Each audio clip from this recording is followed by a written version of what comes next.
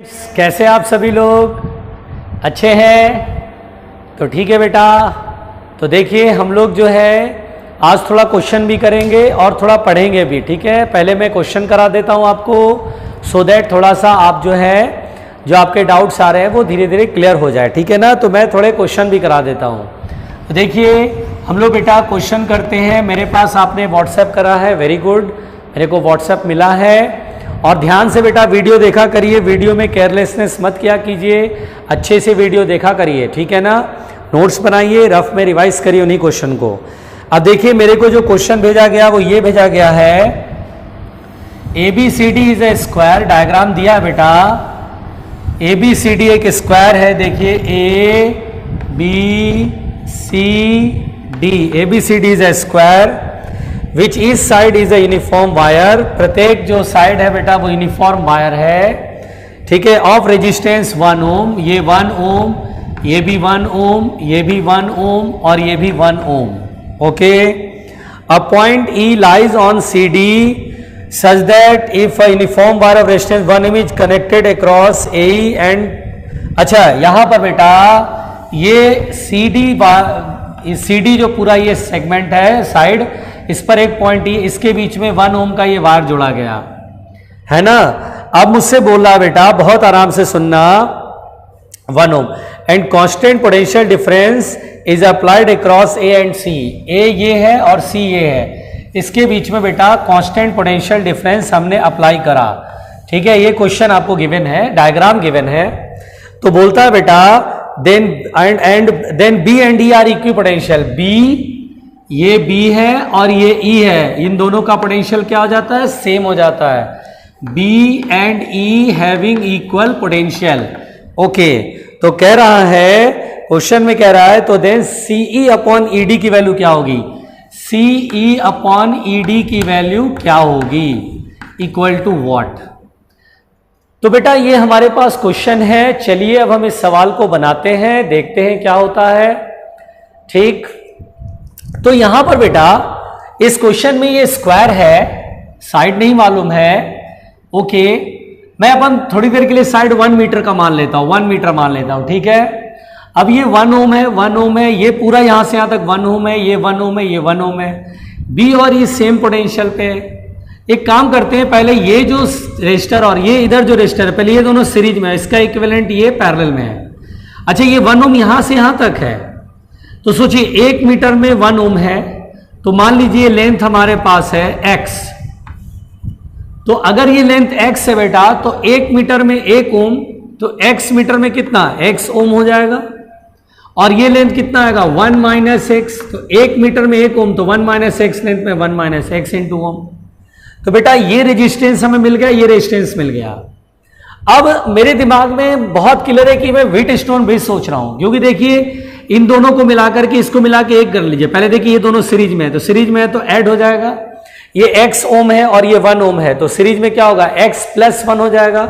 x plus 1 जो आएगा 1 के साथ पैरेलल में है, तो x प्लस 1 इंटू 1, पैरेलल में रहता तो प्रोडक्ट अपॉन एडिशन, और x प्लस 1 प्लस 1 यानी x प्लस 2। अब सोचिए इधर जो रेजिस्टेंस है, तो इसका रेशियो और इसका रेशियो शुड बी सेम, क्योंकि ये पोटेंशियल सेम होने के लिए देखिए व्हीटस्टोन ब्रिज में ये और ये पोटेंशियल सेम रहेगा। सोचिए 5th रेजिस्टर अगर जोड़ेंगे तो इधर करंट नहीं जाएगा, तो ये रेजिस्टेंस का रेशियो शुड बी सेम। तो बहुत बढ़िया, इसका रेजिस्टेंस हो जाएगा 1 अपॉन, और ये करिए x plus 1 upon x plus 2, x plus 2 ऊपर इज इक्वल टू, है ना बेटा, ये अपॉन ये, तो ये अपॉन ये equal to 1 upon 1 minus x. ठीक है, मुझे C अपॉन ED निकालना है, CE अपॉन ED, x की वैल्यू निकालो, काम हो जाएगा। क्रॉस मल्टीप्लिकेशन करें, इसको यहां मल्टीप्लाई करेंगे तो x into 1 x into x x square, 2 into 1 2 minus 2x equal to x plus 1। ये कहानी है। ठीक है, अब बेटा यहां पर x से ये x कट जाएगा। ठीक, अब यहां पर आया x square, minus x square आ जाएगा प्लस में, ये माइनस 2x जाएगा प्लस 2x, और ये 1 माइनस 2 माइनस 1 इक्वल टू 0। अब हमारे पास ये क्वाड्रेटिक बन गया तो इसको सॉल्व करना है। देखिए सब कुछ ठीक है ना, कोई मिस्टेक तो नहीं हुआ ना। एक्स स्क्वायर उधर जाएगा प्लस में, माइनस 2x उधर जाएगा प्लस में, 2 उधर जाएगा -2, ठीक है, -1 हो गया। अब बेटा श्रीधराचार्य रूल लगा दे तो x बराबर कितना होगा, तो x बराबर होगा -b यानी 2 plus minus √b square 4 minus 4ac, तो 4 इंटू a की वैल्यू 1, c की वैल्यू देखो बेटा -1 है तो यहाँ प्लस हो जाएगा, और अपॉन 2a, a की वैल्यू 1 है ना। देखिए ये श्रीधराचार्य नियम लगाया है। अब ये बेटा माइनस तो लेंगे नहीं क्योंकि ये साइड x पॉजिटिव रहेगा, 2 प्लस √8 हो जाएगा ना अपॉन 2। देखो बेटा √8 का मतलब 2 इंटू 4, तो 4 का स्क्वायर रूट 2 बाहर आ जाएगा, 2 से 2 कट जाएगा तो 1 प्लस √2 होगा। ये हमारे पास x की वैल्यू निकल के आ गया। तो we have to find c upon ed, ce upon ed। तो ce की लेंथ कितनी है बेटा, ce की लेंथ है 1 - x और ed की लेंथ है x। तो अब बेटा देखें 1 - x की वैल्यू 1 प्लस √2, बात समझ में आ रही है, x की वैल्यू 1 प्लस √2। अच्छा एक बात ये समझो कि अगर ये देखें तो 1 से बड़ा है, जबकि ये 1 से बड़ा हो नहीं सकता है ना। यहां पर कुछ मिस्टेक तो नहीं हुआ, जरा देख लो भाई, कुछ मिस्टेक तो हुआ है, क्योंकि प्रॉब्लम ये है कि बना तो सही रहे लेकिन फिर आंसर क्यों नहीं आया, गड़बड़ आ रहा है भाई, कुछ तो मिस्टेक हुआ है, कुछ तो मिस्टेक हुआ है, कहीं ना कहीं गड़बड़ हुई है। ये x और ये 1 है तो सीरीज में है तो x प्लस 1 हुआ। अच्छा फिर उसके बाद ये पैरेलल में है तो पैरेलल में क्या होता है, product upon addition x plus 1 into 1 upon x plus 2, ठीक है। अब मैं देख रहा हूं ratio this upon this, 1 upon this, तो x plus 2, 1 upon 1 minus x, बिल्कुल ठीक बात है। x into 1 x square minus के साथ फिर 2 into 1 -2x, x plus 1, x cut गया, एक्स स्क्वायर प्लस 2x, 1 - 2 -1, बिल्कुल सही बात है, ये तुम बिल्कुल सही बना रहे हैं। अब यहाँ माइनस कर लेंगे, प्लस माइनस है, प्लस करेंगे, माइनस क्यों नहीं करेंगे, क्योंकि अगर यहाँ माइनस करेंगे तो ये चीज 2 से बड़ा जो कि पॉसिबल नहीं है ना बेटा। तो 2 प्लस माइनस √8, ठीक है, √8 है, 2 प्लस √8/2, 1 प्लस √2 तो 1 से बड़ा है, जबकि ये वाली चीज वैल्यू क्या होनी चाहिए, 1 से छोटी होनी चाहिए ना, क्योंकि अगर मैं ये 1 मीटर मानूं तो ये वाली लेंथ तो 1 माइनस मतलब x है, यानी ये 1 से छोटी होनी चाहिए, जबकि ये आ रहा है 1 प्लस √2, तभी प्रॉब्लम आ रही है, तभी प्रॉब्लम आ रही है। और हमें निकालना है ce अपॉन ed, ये तो 1 - x अपॉन x सॉल्व करना था, तो कहीं ना कहीं तो मिस्टेक हुआ है। जरा एक बार क्वेश्चन मिला लें, कुछ मिस्टेक, कोई प्रॉब्लम तो नहीं है। ABCD is a square where each side is uniform wire of resistance 1 ohm. A point E lies on CD such that if a uniform wire of resistance 1 ohm is connected across AE 1 ohm ऐसे जोड़ा, ठीक है, constant potential applied across A and C, then B and E are equipotential, B और E equipotential है, B और E बिल्कुल equipotential है जैसा क्वेश्चन में दिखाया गया है। तो बोलता है बेटा कि बताइए C अपॉन ed की वैल्यू, तो बना तो मैं सही रहा हूं ना, क्यों, क्योंकि 1 मीटर की लेंथ 1 ओम है तो x मीटर की लेंथ कितनी होगी, R is directly proportional to L ना, because area of cross section same है। तो x मीटर में लेंथ हो, x मीटर का जो रेजिस्टेंस होगा x ओम होगा, ये 1 - x ओम होगा। सही बात है, बिल्कुल परफेक्ट है ना, परफेक्ट है, यूनिफॉर्म वायर है ये। तो मैंने जो कहानी बनाई वो बिल्कुल ठीक बनाया। ये दोनों सीरीज में x प्लस 1 होता है, बिल्कुल ठीक बात है। ये दोनों पैरेलल में है, x plus 1 into 1 upon x plus 2। ये इक्विवेलेंट सॉल्व हो गया बेटा। अब ये इक्विवेलेंट सॉल्व हो गया तो इसका रेशियो कर रहा हूं 1 upon x plus 1 by x plus 2, और इधर आएगा 1 अपॉन 1 माइनस x। बनाया बिल्कुल सही है, एकदम परफेक्ट बनाया है, कहीं mistake, x into 1 minus x square 2 into 1 और -2x equal to x plus 1, बिल्कुल परफेक्ट, कहीं कोई मिस्टेक मैं नहीं कर रहा हूं। ये x से x कट गया, बिल्कुल ठीक बात है, x स्क्वायर उधर गया और -2x उधर गया +2 और ये उधर गया -1। अब -b, अच्छा -b होता है, देख रहे हैं ना, पकड़ में आ गया ना, -b, तो -2 प्लस माइनस अंडर। अब यहां पर बेटा प्लस लेना, चूंकि यहां भी माइनस, यहां माइनस, यहां ये होगा, मतलब बेटा यहां पर हम लोग को ये लिखना चाहिए √2 - 1। अब सही है, बिल्कुल ठीक बात है, तभी मैं बोलूं कि मिस्टेक क्यों हो रहा है। अब x की वैल्यू √2 - 1 रखेंगे और अपॉन x की वैल्यू √2 - 1, कितना आएगा बेटा ब्रैकेट खोलेंगे तो माइनस माइनस प्लस हो जाएगा, 1 + 1 2, तो 2 + √2 अपॉन √2 2 माइनस √2 अपॉन √2 - 1। और अगर मैं ऊपर से √2 का एलसीएम कॉमन ले लूं तो √2 कॉमन ले लूं तो √2 बचेगा, क्योंकि √2 - 1 अपॉन √2 - 1 कट जाएगा। तो इसका आंसर होगा बेटा √2। समझ में आ गई बात? ये क्वेश्चन मैं एक जगह मिस्टेक कर रहा था, माइनस नहीं लिख रहा था, मेरे हिसाब से आंसर आएगा √2। बिल्कुल सही बात है। तो आप देखिए कि ये क्वेश्चन कैसे सॉल्व हुआ है ना। एक बार मैं यहां पर मैं गड़बड़ कर गया, मिस्टेक कर गया, -b होता है तो b की जगह 2 है तो -2 प्लस माइनस अंडर रूट, चूंकि ये भी माइनस पॉसिबल नहीं है, ये प्लस होगा, माइनस नहीं लेंगे तो -2 + √8 √2 - 1, और ये वैल्यू यहां रखा देखिए c/ed में, तो हमारे पास ये क्वेश्चन सॉल्व हो गया। तो अच्छा क्वेश्चन था बेटा, बिल्कुल सही बात है, अच्छा क्वेश्चन था। कैसे बनाया ये हम लोग को आना चाहिए।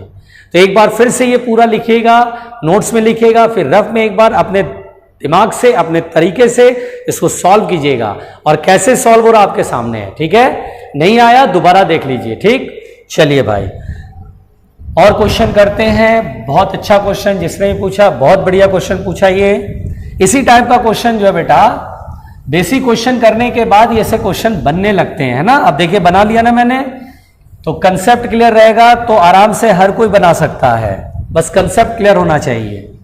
और बनाए, चलिए और बनाते हैं। ठीक है, और बनाते हैं। चलिए, आपने ही मुझे व्हाट्सएप करा है, आपने इतने सारे क्वेश्चन व्हाट्सएप करा है, तो जाहिर सी बात है भाई मैं बनाता हूं। देखते हैं क्या क्या खतरनाक सवाल मेरे पास आया है। सवाल तो बहुत सारे आए हैं, है ना।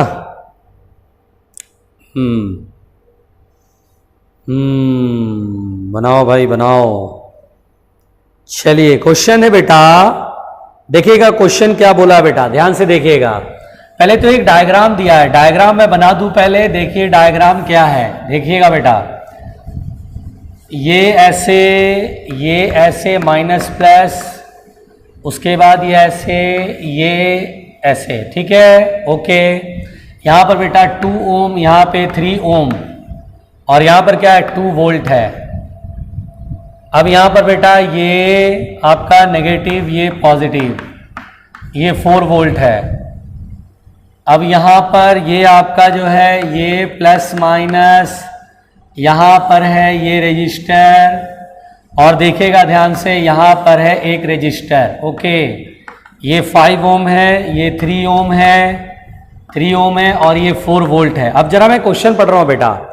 Determine the potential difference between x and y. X यहां है, वाई यहां है। Determine the potential difference between x and y in the circuit. इस सर्किट में एक्स और वाई के बीच का पोटेंशियल डिफरेंस सॉल्व करें। देखिए बेटा, सबसे पहली बात आप अगर ध्यान से देखिए, ये 4 वोल्ट का सेल यहां से यहां कनेक्टेड, ये इसका पॉजिटिव टर्मिनल यहां नेगेटिव, इससे कोई करंट जाएगा नहीं, ना तो कोई करंट इधर से इधर आएगा, ना ही कोई करंट इधर से इधर आएगा। इसका एक कारण है बेटा कि अगर ये 2 वोल्ट करंट भेजेगा यहां से, अगर आपने सोचा कि सर ये यहां से डिवाइड होगा करंट, तो नेवर पॉसिबल, बिकॉज ये जितना करंट भेज रहा है उतना ही करंट इसको वापस चाहिए, क्योंकि सेल करंट भेजता है तो जितना पर सेकेंड चार्ज यहां से निकलेगा उतना ही नेगेटिव चार्ज पे एंटर करेगा। इसलिए बेटा यहां पर जो करंट है वो डिवाइड ही नहीं होगा, यानी इसमें कोई करंट नहीं, आई करंट सामने निकल जाएगा, बिल्कुल ऐसे निकल गया। और बेटा यहां पर भी इसके साथ यहां पर करंट आएगा तो ऐसा नहीं कि इधर डिवाइड होगा, बिल्कुल नहीं, इसका करंट ऐसे सामने जाएगा ऐसे।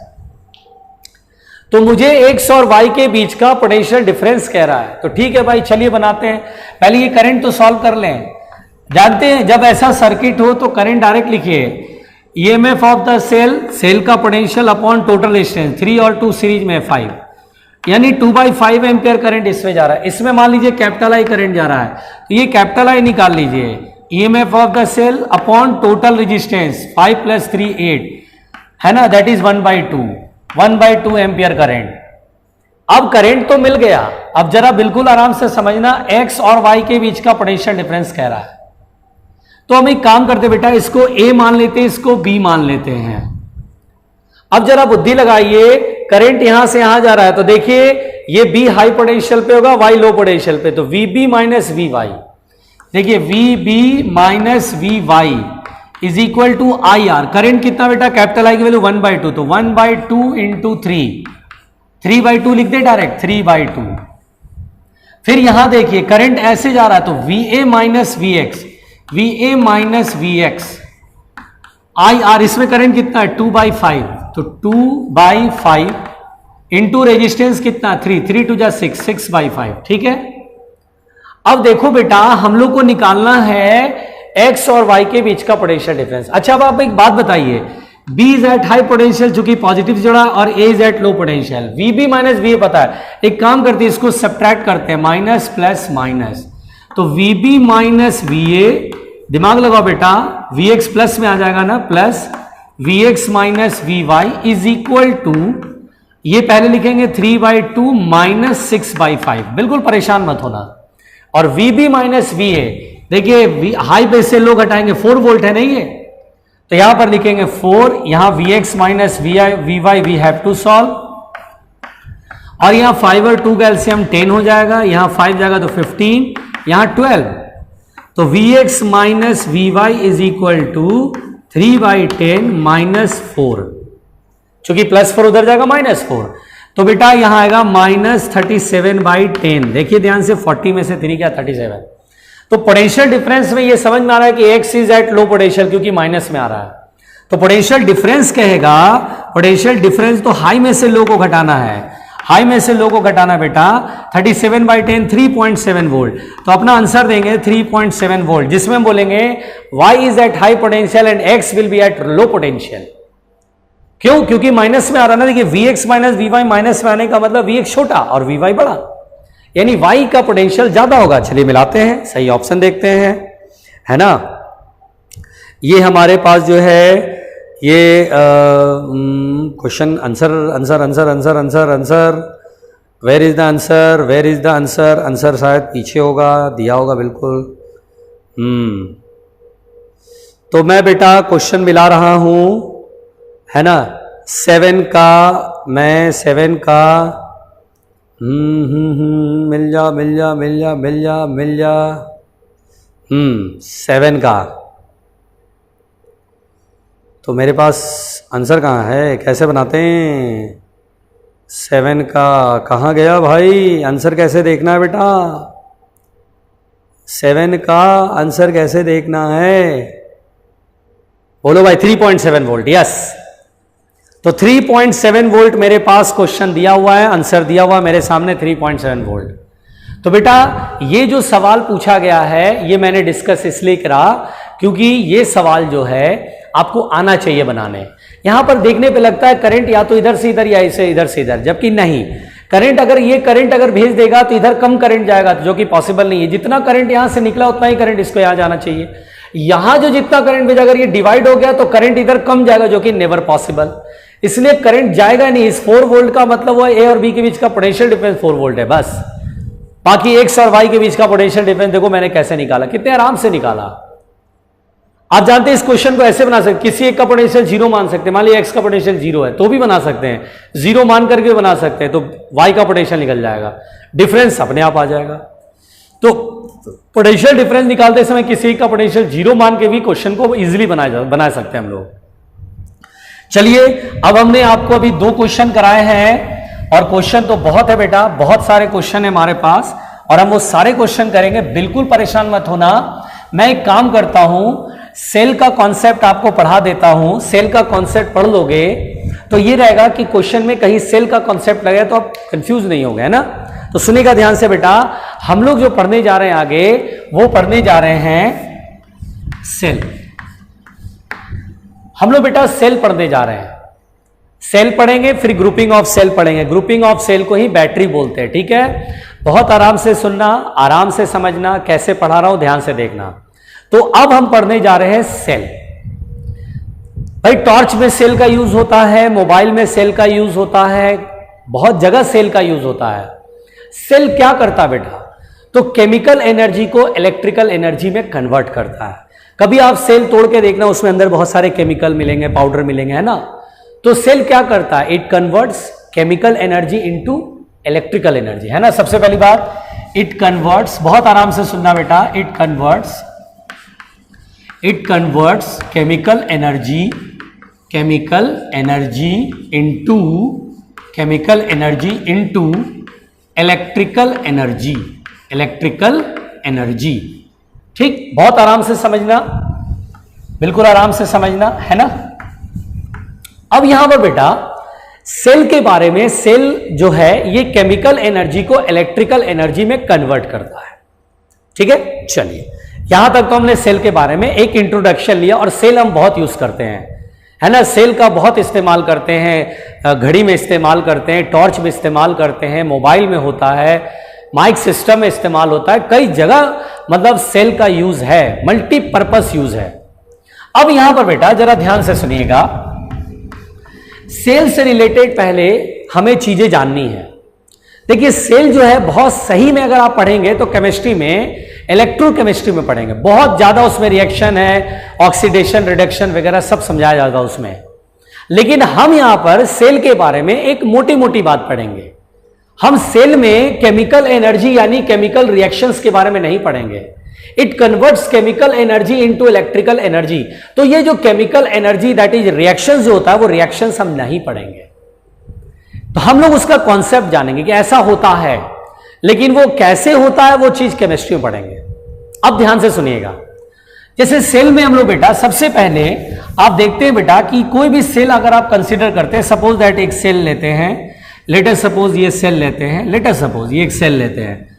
अब सेल में ये मान लीजिए पॉजिटिव ऐसे है और ये नेगेटिव ऐसे है, इसे हम बोलेंगे एनोड, इसे हम क्या बोलेंगे बेटा एनोड, और इसे बोलेंगे कैथोड, है ना। यहां पर ये anode is at high potential and cathode is at low potential. आराम आराम से सुनना, सारी चीजें बेसिकली मैं आपको सब सिखा दूंगा, आराम आराम से समझना, बिल्कुल फोकस करना, है ना, इधर उधर मत देखना। कोई मैसेज आए कि इंस्टा पे मैसेज आए, व्हाट्सएप मैसेज आए, फेसबुक, उस सब पे मत जाना, आराम से पहले टिक करके पढ़ो, समझो ध्यान से, इंटरेस्ट क्रिएट हो जाएगा, ठीक है ना। तो ये सेल है बेटा। बैटरी ले लेते हैं, इन्वर्टर वाला, जो इन्वर्टर के साथ बैटरी लगा के आते हैं, वही बैटरी समझ लो कि दो ऐसे एनोड और कैथोड का ये ऐसे निकला रहता है, टोटी टाइप का नहीं निकला रहता, नहीं ऐसे डंडा टाइप का। अब यहां पर बेटा जब आप एक बल्ब कनेक्ट करते हो, ऐसे देखना ध्यान से, बल्ब ऐसे कनेक्ट करते हो तो ऐसे जैसे सर्किट कंप्लीट होता है तो देखिए बल्ब जैसी करंट करते हैं तो तुरंत से करंट सप्लाई होने लगता है, और ये बल्ब क्या होता है, जल उठता है। ऐसे ही ना होता है बेटा, बहुत प्रैक्टिकल बात कर रहे हैं ना, आपने देखा भी होगा। तो यहां पर क्या होता है बेटा, सेल जो है वो सप्लाई देता है करंट, है ना, करंट को सप्लाई देता है, करंट का फ्लो होता है। और जानते हो सेल के बाहर आउटसाइड सर्किट में current flows from anode to cathode. देखिए सेल जो होता है बाहर के सर्किट में करंट किधर फ्लो कराएगा, एनोड से कैथोड, और अंदर कैथोड से एनोड। अंदर कैसे फ्लो कराता है बेटा, कैथोड से एनोड। तो हम बोलते हैं cell supplies the current, cell supplies the current, बहुत आराम से, बहुत बेसिक बात बोल रहा हूं, cell supplies the current from anode to cathode, anode to cathode, anode to cathode in outside circuit, in outside circuit, है ना बेटा, in outside circuit, outside circuit, बहुत आराम से समझना।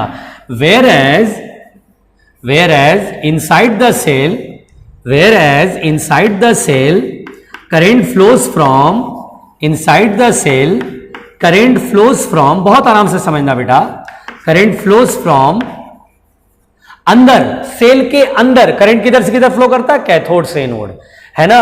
तो inside the cell current flows from cathode to anode, cathode to anode. तो this is the current. पहले तो बेटा कोई भी सेल करंट अगर सप्लाई करता है तो ये हमारा एक बेसिक कॉन्सेप्ट होना चाहिए कि बाहर के सर्किट में करंट फ्लो होता है एनोड से कैथोड और अंदर होता है कैथोड से एनोड। इसमें कोई पंगा अभी तक नहीं है ना, इसमें कोई पंगा अभी तक नहीं है, इसे एकदम आराम से समझना। सेल क्या करता है, केमिकल एनर्जी से इलेक्ट्रिकल एनर्जी में कन्वर्ट करता है। सेल बाहर के सर्किट में करंट किधर से किधर फ्लो करता है, ये बहुत आराम से कि अगर करंट सप्लाई दे रहा है सेल तो ये एनोड से कैथोड सप्लाई देगा और अंदर कैथोड से एनोड होगा, ठीक है। अब यहां पर बेटा हमें जो है सेल के बारे में और पढ़ना, ये मैंने आपको बेसिक 2 पॉइंट समझाए। अब सुनिए आगे, बिल्कुल ध्यान से देखना। बिल्कुल आराम से समझना, है ना, बहुत आराम से समझना। देखिए अब मैं आपको यहां समझा रहा हूं बेटा। सबसे पहले हम लोग internal resistance of a cell पढ़ेंगे। क्या पढ़ेंगे बेटा? Internal resistance of a cell, किसी सेल का इंटरनल रेजिस्टेंस। बहुत आराम से सुनना बेटा जो मैं समझा रहा हूं। कुछ टर्म्स हैं, 3 टर्म आपको सीखने, internal resistance, EMF and terminal potential. Cell को अगर जानना बेटा तो ये तीनों टर्म आपको बहुत अच्छे से आना चाहिए, है ना। तो मैं आपको जो बता रहा हूं वो क्या बता रहा हूं बेटा? Internal resistance of a cell. ठीक है, सुनिएगा ध्यान से, बहुत काम की चीज है, बार बार इस्तेमाल होगा। सबसे पहली बात बेटा, आप जैसे मान के चलिए कि हम ये सेल बोलते हैं कि ये सेल है, लेट अस सपोज बैटरी है ना, समझाने के लिए ले रहा हूं। तो ये बैटरी बेटा, बहुत आराम से, ये बैटरी है।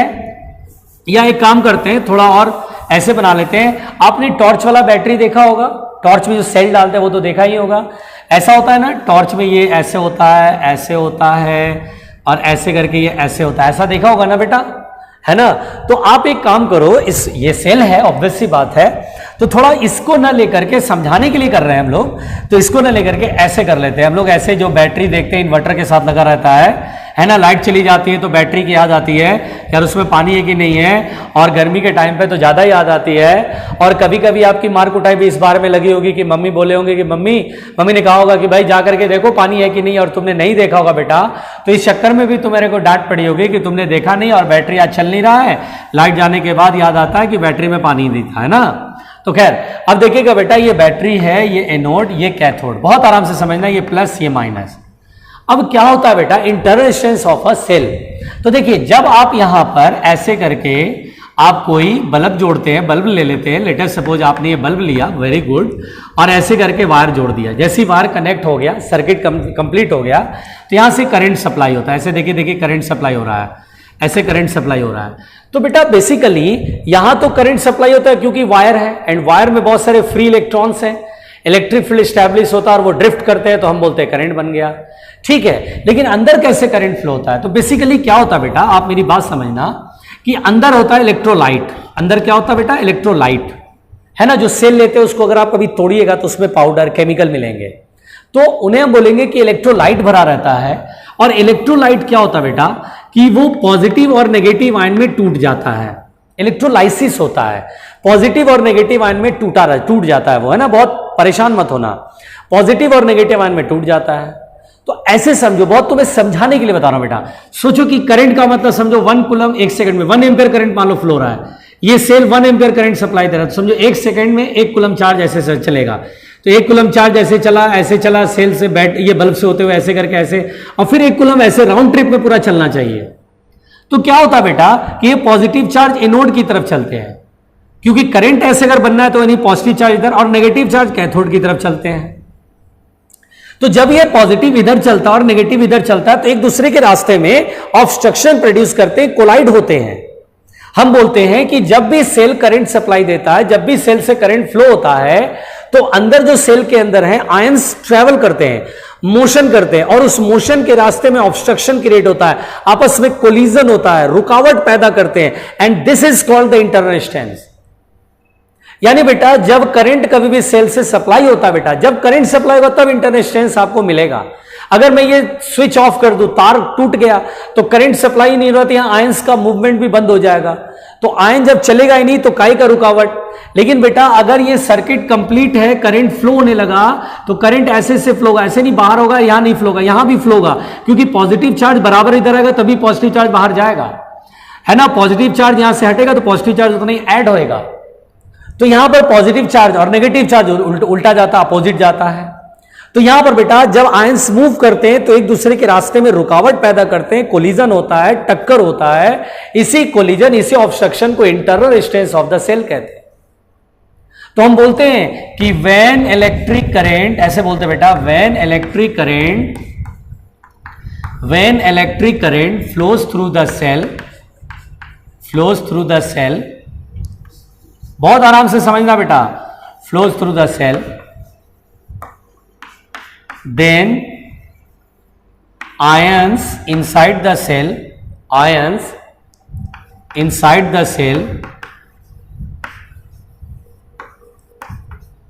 Move towards the corresponding electrodes, यानी पॉजिटिव चार्ज एनोड की तरफ जाएगा, नेगेटिव चार्ज कैथोड की तरफ। तो move towards the corresponding electrodes, अपने अपने इलेक्ट्रोड की तरफ जाएंगे, क्योंकि आयन में तो दो लोग होंगे ना। When electric current flows through the cell then ions inside the cell move towards the corresponding electrodes, है ना। एंड इन मूवमेंट या during movement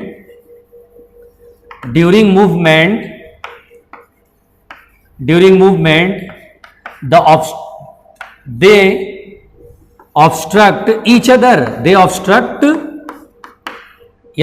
during movement these ions obstruct each other, these ion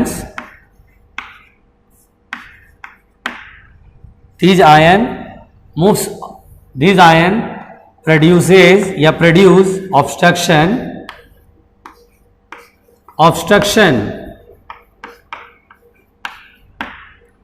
ठीक है। देखिए बेटा, बहुत साफ साफ लिख रहा हूं कि when electric current flows through the cell then ions inside the cell moves towards the corresponding electrodes and during movement these ion produce obstruction. This obstruction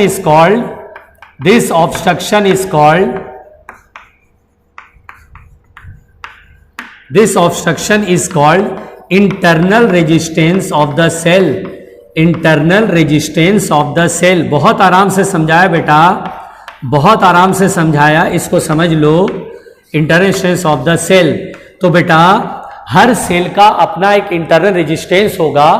जब भी कोई सेल लेते हो, करंट सप्लाई होता है, तो अंदर सेल के अंदर आयंस प्रोड्यूस होते हैं बेटा, और इस आयंस जो है आयन प्रोड्यूस होते हैं वो पॉजिटिव चार्ज एनोड की तरफ मूव करता है, नेगेटिव चार्ज कैथोड की तरफ मूव करता है, एक दूसरे के रास्ते में रुकावट पैदा करते हैं। तो वही लिखा, when electric current flows through the cell then ions inside the cell move towards the corresponding electrodes and during movement these ion produce obstruction.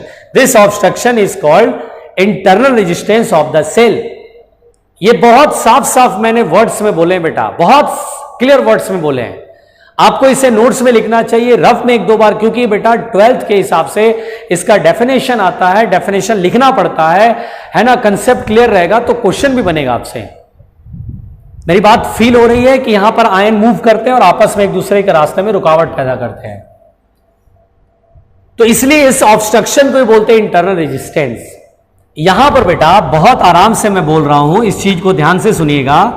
For ideal cell the internal resistance is 0. For ideal cell the internal resistance will be 0. Internal resistance will be 0. Internal resistance will be 0. यानी बेटा अगर कोई ideal cell है तो internal resistance 0 होगा। Ideal बोला ही जा रहा है तो इसका मतलब समझ जाओ कि उस जैसा बना ही नहीं पाएंगे। अब मैं कहूं कि यार करंट फ्लो रहा है, इसमें आयंस है पॉजिटिव नेगेटिव, और ये पॉजिटिव एनोड की तरफ चल रहे हैं, नेगेटिव कैथोड की तरफ चल रहे हैं, एक दूसरे से टकरा ही नहीं रहे, तो ये आइडियली हो सकता है लेकिन कॉमनली हो नहीं पाएगा। तो बेसिकली आइडियल सेल वो सेल होता है जिसका इंटरनल रेजिस्टेंस होता ही नहीं, जिसके अंदर इंटरनल रेजिस्टेंस होता ही नहीं है, एक दूसरे के रास्ते में आयंस हो नहीं पा, रुकावट नहीं पैदा करते, टकराते नहीं है। बट बेटा दिस इज नॉट पॉसिबल। एक आइडियल सेल आप बना ही नहीं सकते हैं। कोई भी सेल आप बनाएंगे तो उसमें इंटरनल रेजिस्टेंस जरूर होगा, इंटरनल रेजिस्टेंस जरूर होगा, जरूर से जरूर होगा। इसीलिए कोई भी सेल हम ले लें, टॉर्च वाला सेल ले लें, बैटरी वाला घड़ी वाला सेल ले लें, या फिर कोई भी सेल ले लें, इंटरनल रेजिस्टेंस जरूर होगा। तो यहां पर बेटा आइडियल सेल अगर हम लोग को क्वेश्चन में आया कि फॉर आइडियल सेल, तो हम बोलेंगे the internal resistance will be 0, internal resistance 0 होगा। और यहां पर बेटा बहुत साफ साफ क्लियर वर्ड्स में जो बता रहा हूं आपको उसको सुनिएगा ध्यान से। यहां पर बेटा इस चीज को सुनिए, देखिए किसी सेल का इंटरनल रेजिस्टेंस किन बातों पे डिपेंड करता है। तो हम बोलते हैं internal resistance of a cell, internal resistance of a cell, बहुत आराम से सुनिएगा, internal resistance of a cell depends upon, बहुत आराम से बेटा किन किन बातों पे ये डिपेंड करेगा, डिपेंड्स अपॉन, बहुत आराम से सुनना, ये क्वेश्चन पूछा जाता है, थियोरेटिकल क्वेश्चन पूछा जाता है, इसलिए मैं बहुत क्लियर वर्ड्स में थ्योरी इस तरह से पढ़ा रहा हूं, हर पॉइंट टच करूंगा, बिल्कुल पॉइंट टू द पॉइंट पढ़ाऊंगा, कुछ भी नहीं छूटेगा, बस थ्योरी कंसेप्ट जो सिखा रहा हूं उसको बिल्कुल अच्छे से याद रखो। तो देखिए किसी सेल का इंटरनल रेजिस्टेंस किन बातों पे डिपेंड करेगा, तो देखिए बेटा किसी सेल का इंटरनल रेजिस्टेंस डिपेंड करता है, ये जो इलेक्ट्रोड प्लेट होता है, इस इलेक्ट्रोड प्लेट का जो एरिया होता है ना, उस पर डिपेंड करता है, यानी डिपेंड्स अपॉन, पहली बात ये area of electrode plate, area of electrode plate, electrode मतलब बेटा एनोड और कैथोड दोनों को इलेक्ट्रोड कहते हैं, तो इलेक्ट्रोड प्लेट है ना, पहली बात। दूसरी बात बेटा separation between the plates, separation between the plates, यानी दोनों प्लेट के बीच का सेपरेशन कैसा है भैया, कितनी दूरी पर है, समझ में आ रही होगी, ठीक है, एरिया ऑफ इलेक्ट्रोड प्लेट्स, और यहां सेपरेशन बिटवीन द प्लेट्स।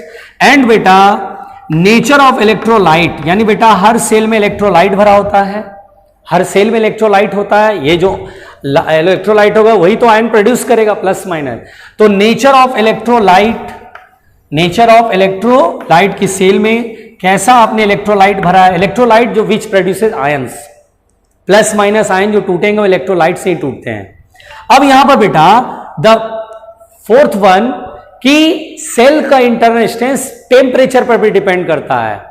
आपने जैसे देखा होगा सर्दियों के टाइम पे गाड़ी जब हम स्टार्ट करते बेटा तो चाबी ज्यादा घुमाना पड़ता है या किक ज्यादा मारना पड़ता है, सर्दियों में कड़ाके की जब ठंड पड़ती है तो गाड़ी स्टार्ट होने में प्रॉब्लम होती है।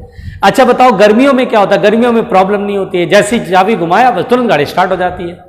उसमें भी बेटा बैटरी लगा होता है गाड़ी में भी, आप चाबी घुमाते हैं तो आराम से तुरंत स्टार्ट हो जाता है, वो बैटरी की वजह से हो रहा बेटा। और जाड़े के दिनों में जब कड़ाके की ठंड पड़ती है बेटा, टेम्परेचर काफी कम रहता है बेटा, तो गाड़ी स्टार्ट होने में दिक्कत होती है। बेसिकली वो सेल उतना अमाउंट ऑफ करंट सप्लाई नहीं दे पाता है, बैटरी उतना करंट भेज नहीं पाता इंजन को कि ताकि इंजन स्टार्टअप हो। तो बेसिकली क्या होता है, टेम्परेचर अगर बहुत कम होता है तो इंटरनल रेजिस्टेंस बढ़ जाता है, इंटरनल रेजिस्टेंस बड़ा हो जाता है। देखिए बिल्कुल जस्ट अपोजिट कंडक्टर में क्या होता है, कंडक्टर का अगर टेम्परेचर बढ़ा होगा तो रेजिस्टेंस बढ़ेगा, लेकिन यहां उल्टा होता बेटा, सेल का अगर टेम्परेचर बढ़ा होगा तो रेजिस्टेंस कम हो जाएगा। क्यों, सोचो ध्यान से समझो, क्यों कम होगा, जरा फील करो बेटा। क्योंकि ये इलेक्ट्रोलाइट अगर टेम्परेचर गर्म होगा बेटा तो आयंस की मोबिलिटी तेज हो जाएगी, एक दूसरे से जो जुड़े हुए हैं वो बॉन्ड काफी वीक हो जाएगा टेम्परेचर हाई होने की वजह से, तो आयंस की मोबिलिटी बढ़ जाती है, इसलिए थोड़ा रेजिस्टेंस कम मिलता है। लेकिन व्हेन द टेम्परेचर डिक्रीजेज, जैसे जाड़े के दिनों में टेम्परेचर बहुत कम हो जाता है तो यूं समझो इलेक्ट्रोलाइट थोड़ा गाढ़ा हो जाता है, इलेक्ट्रोलाइट थोड़ा क्या होता है, गाढ़ा हो जाता है, यानी आयंस की मोबिलिटी जो है वो घट जाती है, विस्कोसिटी समझो कि बहुत ज्यादा लगने लगती है, इसलिए टेम्परेचर कम करने से इंटरनल रेजिस्टेंस बढ़ेगा। ये थ्योरेटिकल सवाल आपसे पूछेगा तो हम बोलेंगे on rising the temperature internal resistance decreases, on rising the temperature internal resistance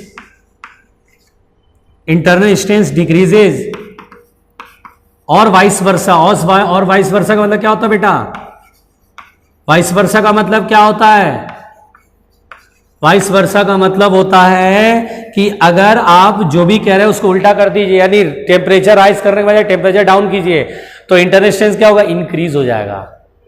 तो ये इंटरनल रेजिस्टेंस का मैंने आज आपको कराया कहानी, इंटरनल रेजिस्टेंस मैंने आपको पढ़ाया, जो भी चीजें पढ़ाया बेटा उसको एक बार अच्छे से बोल बोल के रिवाइज करना, नोट्स में लिखना, रफ में एक बार प्रैक्टिस कर लेना, बोल बोल के प्रैक्टिस करना। आइडियल सेल का इंटरनल रेजिस्टेंस 0 होता है, ये याद रखना, ये सब आज मैंने पढ़ाया, ठीक है। तो कल मैं सेल पे ही बात करूंगा, ठीक है बेटा, ओके, थैंक यू।